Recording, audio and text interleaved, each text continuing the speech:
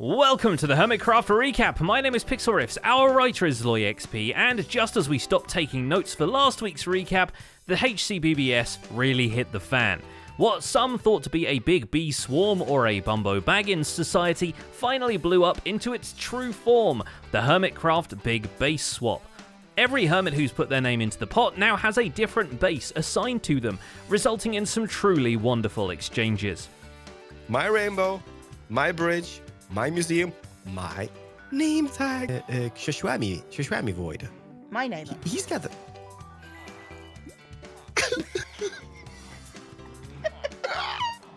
It's not so funny when it's you, is it? For a short version, enjoy this list of who went where, and don't you worry, we'll get more into it after the intro.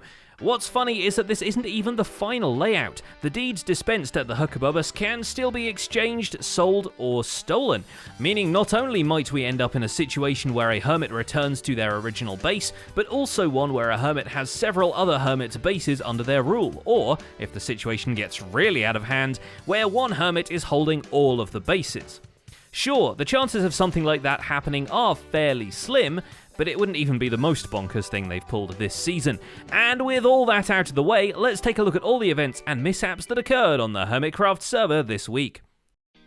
Starting with someone who didn't put their name into the machine at all, Bdubs, who's still working on the housing market at Aquatown. He's quietly observing the big base shenanigans from a safe distance, and something tells us he isn't jelly. Oh, it worked. Okay, I was a little worried that wasn't gonna work. This makes me super happy. Oh, it's cursive bound to my head. Jelly is the best cat ever. Cursive bound to me. Despite his first customer slipping through his fingers, Bdubs is determined to add a few more blocks to the block and gets a good view across the waterfront from, false towers. The final addition is a barbershop where he promises to give any hermit who comes through his doors a fresh new style. This is the worst haircut I've ever gotten. It's not the worst. It's fantastic. Meanwhile, the quartet of secret base builders, now calling themselves the Sewer Cats, meets in an undisclosed location, presumably under Keralis' base, and discusses how they're going to mess with the resident of the city above, starting by casually pilfering objects from the surface and bringing them back down for others to appraise. But where would the Sewer Cats be without their reservoir dog? Well, Rendog's secret base turned out to be a self-bamboozle because after not revealing its location last time, it turns out he built it underneath Scar's tent village, which wasn't really part of Keralis' base at all. This is your secret base? Yeah, dude, I built this like the other day. There's Jelly, look, sneaky Jelly. Ren also falls prey to a covert butlering, as a particularly well-spoken Doc M turns up to help him farm logs, only to blow him up in the process and then pass on the official butler kelp to him. I owe you 120 stacks of oh yeah. Can I have those birch logs? I forgot about this one. At least Ren's base hasn't been pulled out from underneath him since he never put his name into the machine at all. Whether or not he meant to, it still gives him a chance to continue working on the Renperor's fortress, which now has the makings of a storage system any galactic emperor would be happy to be hurled down. The changing of the rulers does not encumber the secret society of sewer-dwelling cats one bit. Keralis or no Keralis, Scar, Grian, Impulse, and Bdubs have built up their flushed-away 2 Secret of the Ooze hideout and are going to use it. Now, what they're going to use it for is the Keralis games, or rather the Whoever games, now that the management is in flux. Essentially, it's a Neighbors from Hell video game, where sewer people will be scoring points for messing with whomever is occupying the city. Grian starts off right away by rigging the main office chair to drop down and explode. Let's try this with 0 armor on. This is pretty much what she's going to experience. No, what? No, what?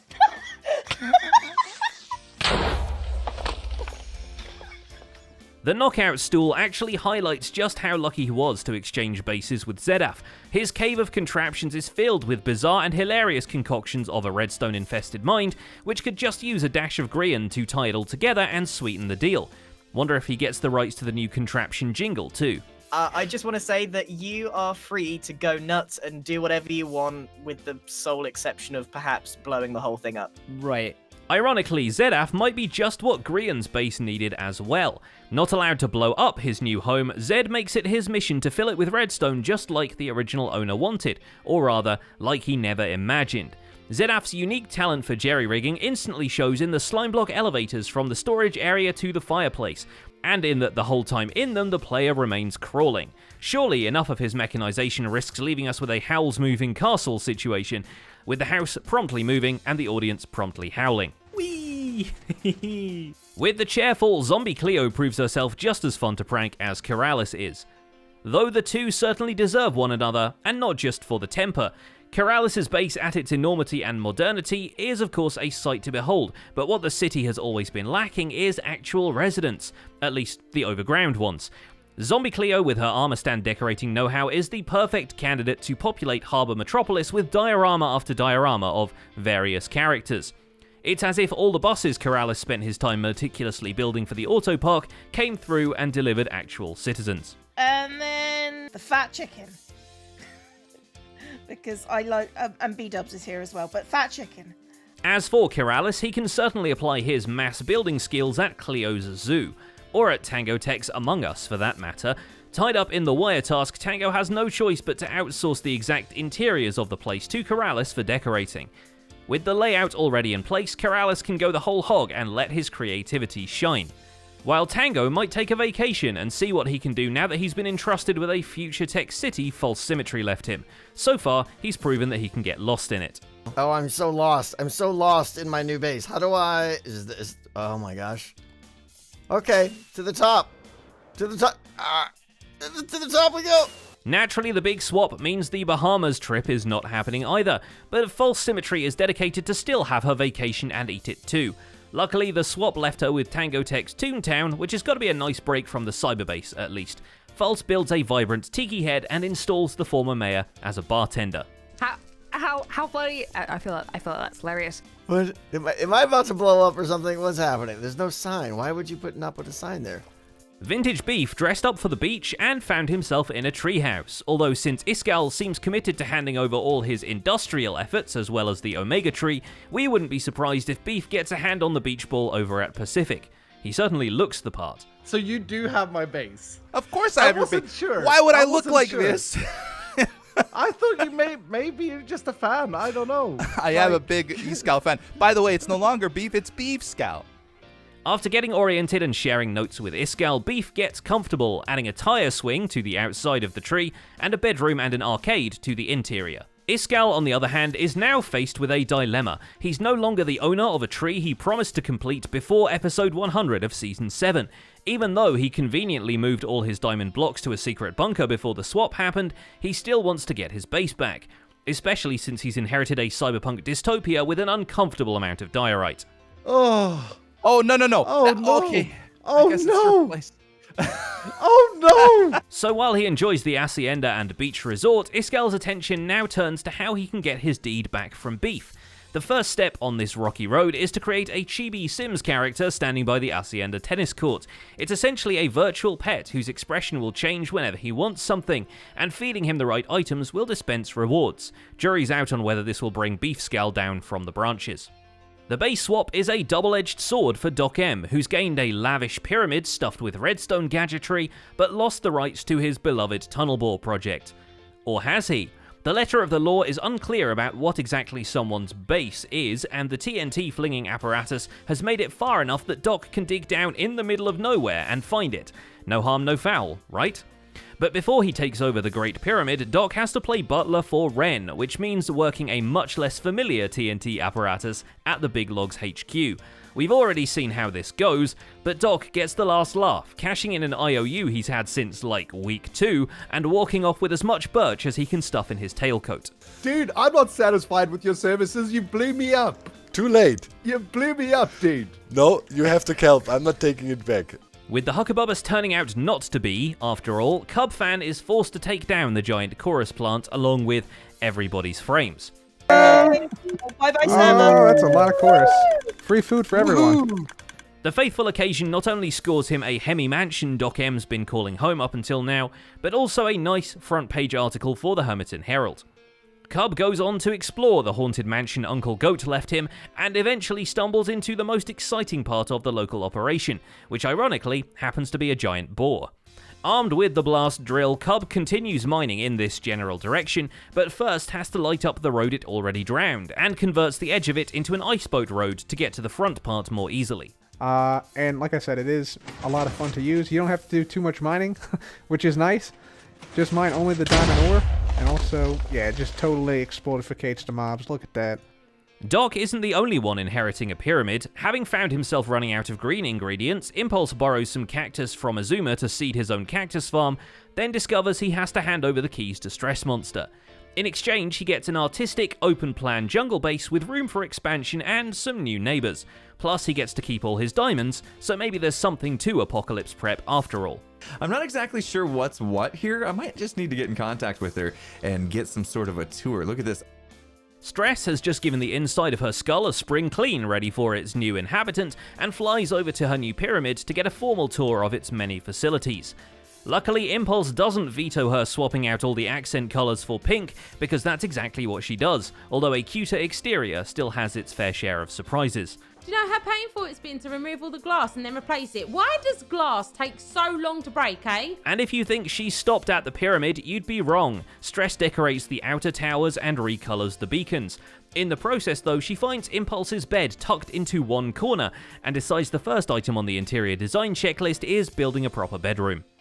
XB Crafted and Joe Hills pull each other out of the giant exploding hat. XB's first trip to the Wizards of Wine's winery makes a good first impression, and he instantly does the vineyard justice by putting in some research, constructing a perimeter wall, and replanting the diagonal stripes of berry bushes into a more structured trellis system.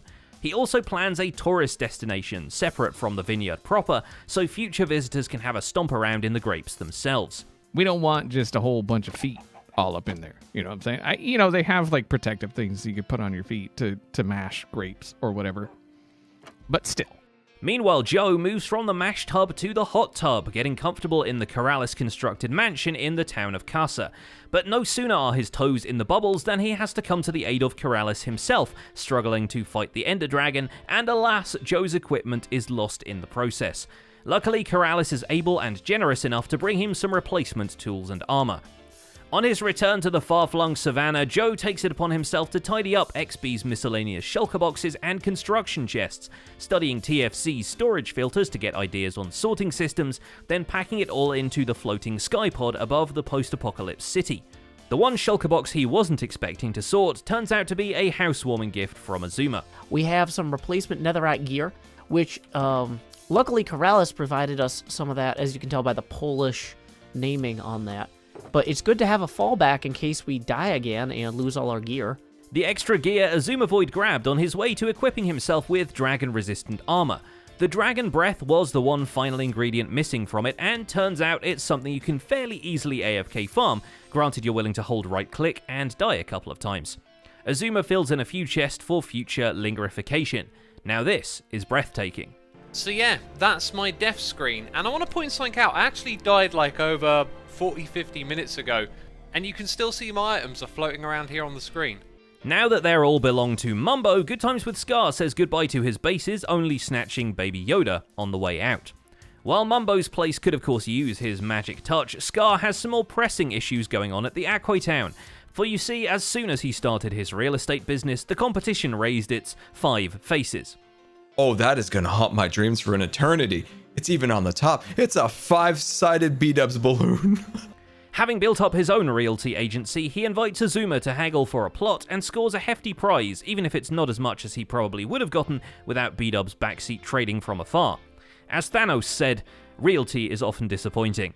And while we're throwing movie references around, we'd be remiss not to point out that Scar doing a secret hideout in the container storage at Harbour Town is very Ready Player One.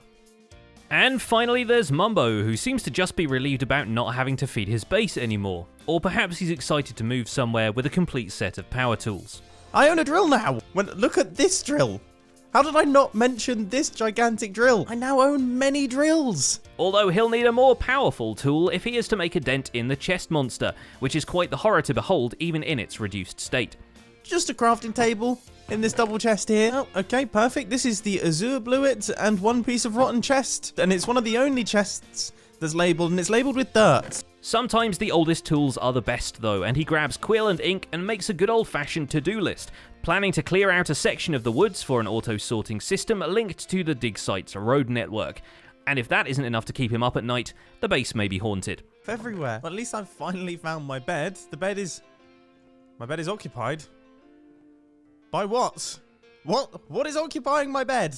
And that's pretty much it for this week's recap. Our writer is LoyXP, and my name is Pixelriffs. In this week's End Screen Theatre, enjoy my search for diamonds in the ever-changing landscape of the caves and cliffs snapshots, and somehow acquiring ancient debris in Skyblock. Don't forget to leave a like while you're still here, and subscribe so you won't miss future recaps. Thanks for watching, and we'll see you next week.